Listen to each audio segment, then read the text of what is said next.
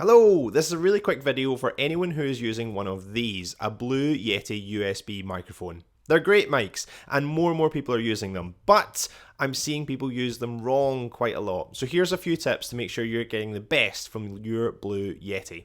The first thing and the most important thing is that it's a side address microphone, and that means you talk to the side of it. Where you want to aim for is the bit with the logo. Effectively talk to the logo and you're going to be heard pretty well.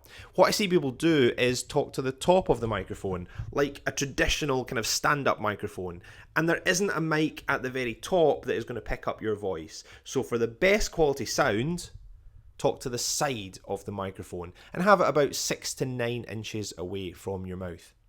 The second thing that you want to be aware of is the dials on the back. You want to have the dial at the top set as low as possible, so you don't want much gain on your microphone. You want to listen to your own voice, and if you can hear yourself quite well, turn the gain down just a little bit. The lower the gain, the lower the background noise is going to be.